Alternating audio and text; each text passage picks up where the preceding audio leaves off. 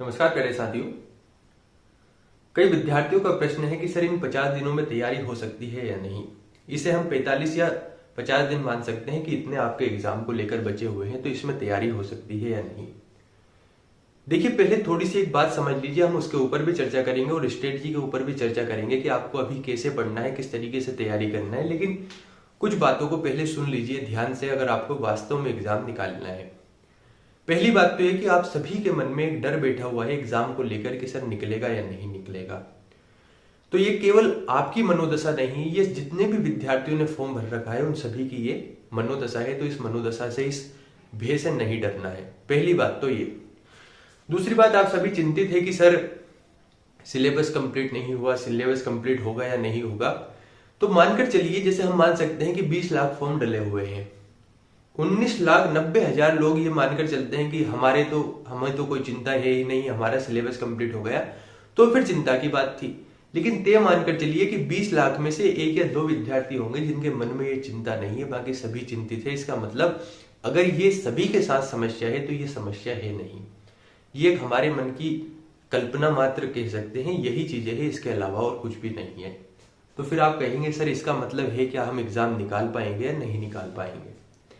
देखिए, पहली बात तो ये कि 3 प्रकार के विद्यार्थी हो सकते हैं जो दिन भर ये सोचते होंगे कि एग्जाम निकलेगा या नहीं निकलेगा। दूसरे जो सोचते भी है और पूरे 10 घंटे 12 घंटों में से 2-3 घंटे पढ़ते हैं और फिर सोचते हैं कि निकलेगा या नहीं। और तीसरे हो सकते हैं जो अपना 100% देते हैं और सोचते होंगे कि मुझसे जितना कवर होता है उतना मैं पूरी ईमानदारी से कवर करूंगा, प्रीवियस ईयर के कुछ प्रश्नों को देखूंगा, उसके बाद में एग्जाम दूंगा। तो मेरे ख्याल से जो तीसरे प्रकार का विद्यार्थी है वो ज्यादा बेहतर है, जो ज्यादा बेटर है। क्यों? क्योंकि देखिए, आपने अभी तक दिन भर पढ़कर नहीं देखा है। जिस दिन कोई विद्यार्थी, में ज्यादा नहीं 3 दिन आपको गारंटी से कहता हूं, 3 दिन आप गारंटी से दिन भर में जो आपके पास समय बचा हुआ है, यानी अगर आप 8 घंटे भी सोने के लिए निकाल दें, उसके बाद में 1-2 घंटे और जोड़ लें, तो उसके बाद जो समय बचता है, वो भी नहीं कह रहा हूं अगर आप 12 घंटे 4 दिन पढ़ लें, सिर्फ 4 दिन का मैं कह रहा हूं कि रेगुलरिटी से 4 दिन अगर आप 12 घंटे पढ़ लेते हैं, आपको ये लगेगा कि यार पटवारी का एग्जाम मेरे सामने कुछ भी नहीं है। मानता हूं 45 दिन है, मानता हूं 50 दिन है, कई प्रकार के डर आपके माइंड में है, लेकिन इन्हीं दिनों में कुछ इतना बेहतर प्रदर्शन करेंगे और कुछ ऐसा प्रदर्शन करेंगे, हो सकता है कुछ बहुत अच्छे ढंग से पढ़ते आए और डिमोटिवेट हो जाएंगे। तो हमें ऐसा नहीं करना है, हमें हमारी मानसिकता को सही रखना है, हमें मोटिवेटेड रहना है और लगातार प्रयासरत रहना है। दूसरी बात, हमें हमारा 100% देना है। कमेंट करके एक बात बताना, जितने भी विद्यार्थी इस वीडियो को देखे, और ईमानदारी से बताना अपनी अंतरात्मा से पूछकर कि जो ये दिन है, क्या मैं इन दिनों में, आज का ये जो दिन था, आज आपने वीडियो देखा, तो आज के दिन में मेरे पास जितना समय था, मान लेते हैं आपने, आपके पास जो काम था काम किया, आपने खाना वाना सोना वोना सब कर लिया, उसके बाद जो समय बचा, मान लेते हैं आपके पास 12 घंटे बचते हैं, तो क्या 12 घंटे में से मैं 12 घंटे पढ़ा या नहीं? कमेंट करके इस जवाब को, इस क्वेश्चन के जवाब को जरूर देना।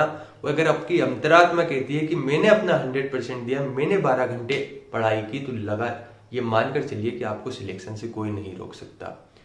वास्तविकता यह है कि कई विद्यार्थी अभी भी नहीं पढ़ रहे हैं और वो सोच रहे हैं कि बस हमारा सिलेक्शन हो जाए। ऐसा नहीं होता है, कंपटीशन है, टफ है, सब चीजें हैं, लेकिन ये मानकर चलिए कि मुश्किल से 1 या 2% विद्यार्थी है जो अपना 100% दे रहे होंगे, बाकी नहीं दे रहे होंगे और उनका सिलेक्शन हो जाएगा। तो कहने का मतलब यह है कि दिन भर में जो समय बच रहा है, अगर आप उसमें अपना 100% देते हैं, तो मैं यकीन से कह सकता हूं ये जो डाउट है आपके मन में बार बार आ रहा है, ये डाउट नहीं आएगा। तो बात ये आती है कि अब हमें करना क्या है।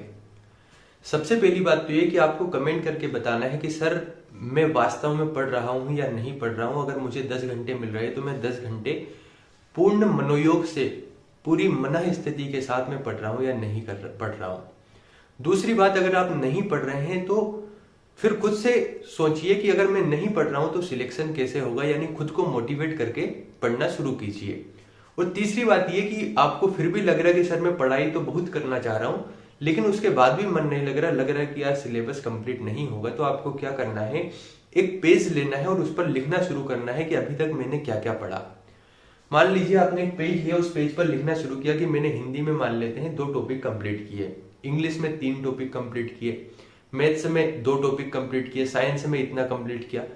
हर एक टॉपिक को यहाँ पर लिखना है और हर एक टॉपिक को लिखने के बाद उसका एक रेशो निकालिए कि यार पूरे टॉपिक्स में से मान लेते हैं कि आपको जो 100% सिलेबस है उसमें से आपने 30% सिलेबस कवर किया। चिंतित नहीं होना है, किसी का 40 हुआ, किसी का 20 हुआ, किसी का 50 हुआ, बिल्कुल मत डरिए। तो सोचकर देखिए कि आपने इतना कवर किया। तो अब आपको कैसे काम करना है, आपको सोचना है कि यार मेरा 35% तो कवर है, अब मुझे शेष सिलेबस पर ध्यान देना है और उसे कंप्लीट करना है। अब उसे कंप्लीट कैसे करेंगे, तो सिलेबस को बांट दीजिए इन दिनों में। पूरा सिलेबस आपको बटा होना चाहिए कि मान लेते हैं मेरे पास 40 दिन है, 45 दिन है, 50 दिन है, जितने भी दिन एग्जाम को लेकर है, तो उसके 10 दिन पहले तक इतना समय है और इतने घंटे हैं, इन घंटों में इस तरीके से सिलेबस बंटना चाहिए। दूसरी बात यह कि सिलेबस बंटने के बाद फिर डेली बेसिस पर जब वो सिलेबस पूरा बढ़ जाए तो उस हिसाब से आपको तैयारी करना है और अपना 100% देना है। तो पहला काम तो ये कि कमेंट करके बताना है कि आपको जितना समय मिल रहा है उतनी आप पढ़ाई कर रहे हैं या नहीं कर रहे हैं। और दूसरा काम आपको ये करना है कि जितना समय मिल रहा है अगर नहीं कर रहे हैं तो उसमें 100% देकर देखिए और केवल 4 दिन एक्सपेरिमेंट कर लीजिए। मैं तो कहता हूं अगर आपके मन में बहुत डाउट आ रहे हैं तो 4 दिन सिर्फ 12-12 घंटे पढ़ लीजिए। कैसी भी स्थिति हो जाए 12 घंटे तो पढ़ना ही है, ये सोचकर 4 दिन पढ़ लीजिए। 5वें दिन आपका लेवल ऐसा हो जाएगा, आपको लगेगा कि यार पटवारी बहुत छोटा है मेरे आगे, इस एग्जाम को मैं वैसे ही निकाल दूंगा। 50 दिन लगातार 10 घंटे 12 घंटे पढ़ना बहुत बड़ी बात है और इस दिन में आप कुछ भी कर सकते हैं। आपको खुद ऐसा लगेगा यार जैसे मानो मेरे अंदर इतनी बड़ी शक्तियां आ गई है कि मैं कुछ भी कर सकता हूं। समझ रहे हो आप? तो थोड़ा सा अच्छे से इस समय को हमें गुजारना है। सभी चिंतित है तो आप भी चिंतित है, इसमें कोई बड़ी बात नहीं। तो चिंता को दूर करिए और पढ़ना शुरू कीजिए। अब पढ़ना कैसे है, किस पर ज्यादा ध्यान देना है, उस पर भी हम बात करते हैं। हमारे एग्जाम में है 8 सब्जेक्ट। अगर सब्जेक्ट की हम बात करते हैं तो 8 सब्जेक्ट हमारे एग्जाम में है। इनमें से 4 से 5 सब्जेक्ट पर हमें बहुत ध्यान देना है और 3 पर ध्यान नहीं देना है। और कितना ध्यान देना है कितना नहीं देना है उसको भी हम समझते हैं। सबसे पहले बात आती है हिंदी की। देखिए डेली बेसिस पर अगर मैं बात करूं तो आपको डेली हर दिन हिंदी को कम से कम आपको 1 घंटे देना चाहिए, है ना। 1 घंटे में मान लेता हूं कि आप डेली हिंदी को 1 घंटे पढ़ेंगे। अब पढ़ना कैसे उसको समझिए। मान लेते हैं आपने एक टॉपिक उठाया रस को आपने पढ़ना शुरू किया। तो रस को पढ़ते समय आपको यह समझना है कि इसमें से प्रश्न क्या बन सकता है। उसमें आपने देखा कि मान लेते हैं हास्य रस का ये उदाहरण है और इसका कहना क्या चाह रहा है हास्य रस। इसके बाद दूसरा आपने देखा कि इस रस का क्या मतलब है। और जब आप इस तरीके से पढ़ते हैं तो याद रखिए इस पूरे टॉपिक में लगभग आपको 50 फैक्ट ऐसे दिखेंगे जो प्रश्न बन सकते हैं। बस उसी पर कमांड करना है। इतना करने के बाद चूंकि ग्रुप 2 सब ग्रुप 4 के अंतर्गत आपकी पटवारी की वैकेंसी है तो उसके जितने भी प्रश्न रस से पूछे गए हैं उनको लगाना है। अब आप कहेंगे सर प्रश्न कहां पर मिलेंगे, तो आप सर्च कर सकते हैं पुराने पेपरों को और पुराने पेपर में जाइए हिंदी में और हिंदी में जितने भी रस से प्रश्न आए हैं उन्हें कंप्लीट कर लीजिए। तो अगर आप डेली इस तरीके से भी एक टॉपिक को अगर आप 3 दिन में भी कंप्लीट करेंगे तो ये मानकर चलिए मुश्किल से 12 टॉपिक है हिंदी में और 12 दूनी 24 12 या 36 यानी 36 डेज में आपकी हिंदी कंप्लीट हो जाएगी। समझ रहे हो आप? ठीक ऐसे ही इंग्लिश के साथ करना है। कुछ विद्यार्थी कहते सर इंग्लिश तो हमें समझ में आती नहीं तो इंग्लिश का करें क्या। अगर इंग्लिश समझ में नहीं आ रही तो उसका एक छोटा सा सॉल्यूशन मैं आपको बताता हूं। जितना भी हो सके इंग्लिश को पढ़ना शुरू कीजिए।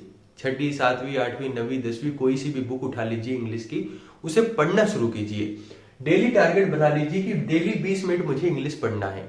इससे क्या होगा, जब आप चीजों को पढ़ेंगे तो खुद ब खुद आपको समझ में आने लगेगी। और ये ऐसा रखिए कि मान लेते हैं आप 10 घंटे पढ़ रहे हैं तो 10 घंटे में ये 20 मिनट एड नहीं होगा, ये हमारा अलग समय है। मोबाइल में कोई सा पैराग्राफ निकाल लीजिए, उसे पढ़ना शुरू कीजिए। सिर्फ पढ़ना है। न्यूज़पेपर निकाल लीजिए, न्यूज़पेपर का कोई सा भी एक पैराग्राफ देख लीजिए, उसे पढ़ना शुरू कर दीजिए। तो आपको क्या करना है, 20 मिनट इंग्लिश पढ़ना है। 10 दिन 20 दिन के बाद आपको लगेगा कि यार बहुत इंप्रूवमेंट मुझे देखने को मिला।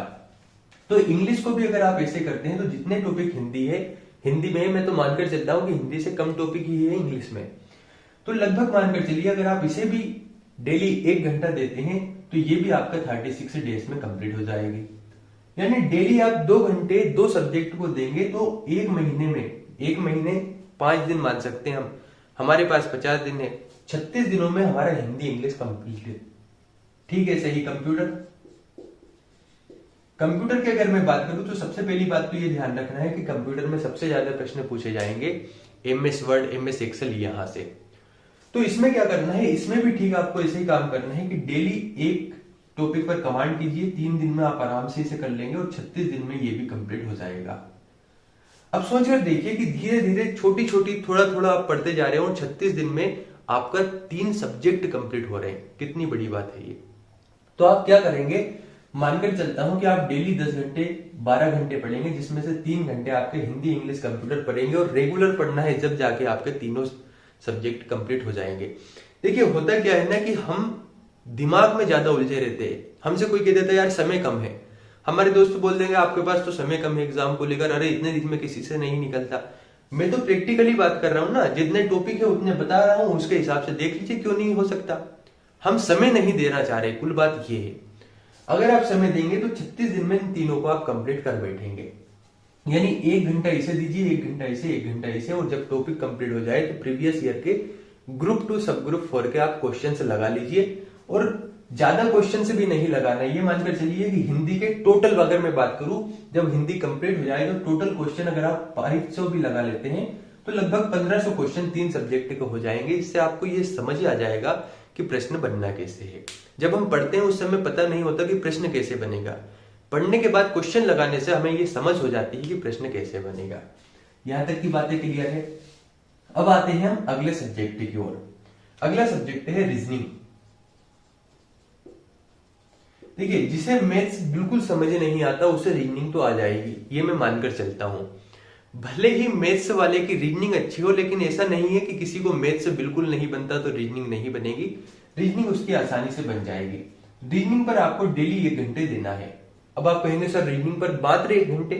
जी हाँ, रीजनिंग पर 1 घंटे देना है। उसके पीछे तर्क क्या है वो समझिए।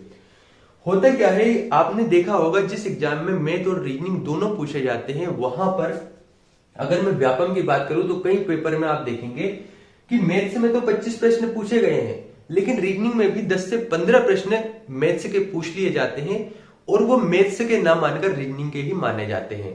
इसका मतलब क्या है कि रीजनिंग से लगभग 15 प्रश्न पूछे जाएंगे और रीजनिंग वाले टॉपिक में ही 10 प्रश्न पूछे जाएंगे मैथ्स के। यानी मैथ्स के कितने प्रश्न पूछे जाएंगे? 25 प्रश्न तो हमारे हो गए मैथ्स के टॉपिक में और 10 प्रश्न यहां पर लगभग 35 प्रश्न। और ये मैं संभावना के तौर पर कह रहा हूं, प्रीवियस ईयर के कुछ प्रश्नों के उसमें कह रहा हूं। आप पुराने प्रश्न पत्रों को देखिए, वहां से आप पाएंगे कि हाँ ऐसा हो सकता है कि कुछ क्वेश्चन ऐसे रहे जो रीजनिंग में पूछे जाए और एग्जामिनर के हिसाब से वो रीजनिंग के प्रश्न है और हमें लगता है कि यार ये तो मैथ्स के प्रश्न है। तो करना क्या है, हमें रीजनिंग पर 1 घंटा देना है। 1 घंटे जब आप डेली देंगे तो 1 घंटे देने के बाद आप दिन का 4 घंटे यहाँ पर कवर कर रहे हैं। अब आपको क्या करना है वो समझिए। 4 घंटे यहां पर देने के बाद अब चूंकि हमने देखा कि यार मैथ्स का तो वेटेज ज्यादा है, तो मैथ्स का क्या करें, लगभग 2.5 घंटे आपको मैथ्स में देना है। समझ रहे हो आप? इसमें करना है क्या है, कुछ नया पढ़ना है, कुछ पुराना प्रैक्टिस करना है। फिर नया प्रैक्टिस किया, फिर पुराना प्रैक्टिस किया। चक्कर क्या है इसके पीछे, कारण क्या है, मैथ्स के जो टॉपिक्स हैं बहुत बड़े हैं। अगर मैं हिंदी इंग्लिश और कंप्यूटर तीनों के टॉपिक मिलाऊं तो लगभग 36 टॉपिक होंगे और अकेले मैथ्स के 36 टॉपिक हैं। इसका मतलब क्या है कि जहां 75 नंबर का सिलेबस हमारा 36 दिन में कंप्लीट हो रहा है 1-1 घंटे पढ़कर, वहां पर इसे हम 36 दिन में 3 घंटे पढ़कर भी कंप्लीट नहीं कर पा रहे हैं। यानी इस पर हमें समय थोड़ा सा ज्यादा देना होगा। तो इन सब्जेक्ट की अपेक्षा मैथ्स पर समय ज्यादा दीजिए। और जिनको लगता है कि सर हमारा बिल्कुल भी मैथ्स नहीं बनता तो हमारा सिलेक्शन होगा या नहीं, आपको एक कड़वी सच्चाई बताता हूं। हो सकता है आपका अभी तक मैथ्स में मन नहीं लगा, लेकिन मन लगाकर देखिए, पढ़ना शुरू कीजिए, प्रैक्टिस करना शुरू कीजिए। अगर आपको मान लेते हैं हिंदी आपसे सही बनता है तो हिंदी पर कम समय दीजिए, मैथ्स पर ज्यादा दीजिए। अगर मैथ्स आपको नहीं अपना रहा है तो आप मैथ्स को अपना लीजिए, है ना, दोनों में अंतर है। सोच लीजिए कि यार ये कितना ही कुछ भी कर ले, मुझे इसे समझना है। अगर आपने ये एटीट्यूड रख लिया तो आपको समझने से कोई नहीं रोक सकता। इसके बाद बात आती है मैथ्स के बाद हमारा 3 सब्जेक्ट, मैनेजमेंट के बाद जीएस और जीएस के बाद बात करें साइंस की। देखिए इन तीनों सब्जेक्ट की अगर मैं बात करूं तो ये तीनों ऐसे सब्जेक्ट हैं जिनमें कोई नहीं कह सकता कि सर हम इसमें हाईएस्ट स्कोर लाएंगे। क्यों? मैनेजमेंट में प्रश्न बनते हैं यहां पर थोड़ा सा समझ आधारित डिसीजन मेकिंग के प्रश्न बनेंगे। जीएस इतना अपार है कि इसमें कोई गारंटी ले नहीं सकता, और साइंस के प्रश्न बहुत डीपली पूछे जाते हैं। तो करना क्या है, ऐसा नहीं है कि इन्हें समय नहीं देना है, लगभग 1 घंटे या आधा घंटा आपको डेली मैनेजमेंट पढ़ना है। कोई भी बुक ले आइए, और मैं तो सीधी बात ये कहता हूं कि थोड़ा सा थ्योरी पढ़िए, उसके बाद ऑब्जेक्टिव लगा लीजिए। पहले आपकी प्राथमिकता होनी चाहिए ग्रुप 2 सब ग्रुप 4 में जितने भी मैनेजमेंट के प्रश्न आए उन्हें निकालें, उन्हें लगाएं, कंप्लीट करें। उसके बाद थोड़ा बहुत पढ़कर इसके क्वेश्चंस को सॉल्व करें। जीएस की अगर मैं बात करूं तो जीएस में क्या करना है, जीएस में 2 सब्जेक्ट बहुत महत्वपूर्ण है। एक है एमपीजीके और दूसरा है पॉलिटी। एमपीजीके और पॉलिटी इन दोनों पर कमांड करना है, और 25 प्रश्नों में से ये तय मानकर चलिए 18 प्रश्न जीएस में यहीं से बनेंगे। और अगर आप इतने सही कर लेते हैं, 15 प्लस भी सही करते हैं जीएस में, तो अच्छा स्कोर है। अब बात आती है साइंस की। देखिए साइंस की मैं पहले आपको बता देता हूं, मैं सोच रहा हूं कि साइंस के ऑब्जेक्टिव क्वेश्चन की यहां पर एक सीरीज लेकर आऊं, जिसमें हम प्रैक्टिस सेट लाएंगे, डेली कुछ क्वेश्चन से सोल्व करेंगे, जिससे आपकी साइंस अच्छी हो जाएगी और आपके प्रश्न वहां पर बनने लगेंगे। आपको लगता है ये सही है तो आपको कमेंट करके बताना है कि सर आप ये प्रैक्टिस सेट लेकर आइए, और हम डेली बेस पर हम भी चाहेंगे कि साइंस के कुछ क्वेश्चन से डेली सोल्व करें। साइंस थोड़ा सा डीपली पूछा जाता है, तो साइंस के लिए आप एक काम कर सकते हैं कि इसमें सबसे पहले पढ़े बायोलॉजी, उसके बाद फिजिक्स, उसके बाद केमिस्ट्री, क्योंकि बायोलॉजी से सबसे ज्यादा प्रश्न पूछे जाएंगे, फिर फिजिक्स से, उसके बाद केमिस्ट्री से। और एक बात और यहां पर, अगर आपको लगता है कि सर बहुत ज्यादा टॉपिक है, तो मैंने 2 वीडियो डाले हुए हैं हिंदी और इंग्लिश को लेकर, जिसके महत्वपूर्ण टॉपिक है, पहले वो कवर कर लीजिए।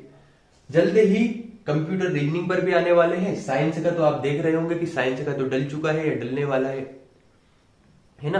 कहने का मतलब ये है कि अगर आपको लगता है कि सर हमसे फिर भी सिलेबस कंप्लीट नहीं हो रहा, तो जितने टॉपिक मैंने बताए हैं उन्हें कंप्लीट कर लीजिए। आप आसानी से विजय हासिल कर लेंगे, आप आसानी से पद या पोस्ट ले लेंगे। लेकिन जितने टॉपिक मैंने बताए फिर उन पर बहुत अच्छी कमांड करनी होगी, उनके वीडियो भी आपको प्लेलिस्ट में मिल जाएंगे। और आपको कुछ भी लगता है कि सर नहीं हो सकता, ये नहीं हो सकता, तो जो मैंने कहा है कि डेली एक बार 4 दिन 5 दिन पढ़कर देखिए, जितना समय आपको मिलता है आसानी से सिलेक्शन हो जाएगा। बहुत बहुत धन्यवाद।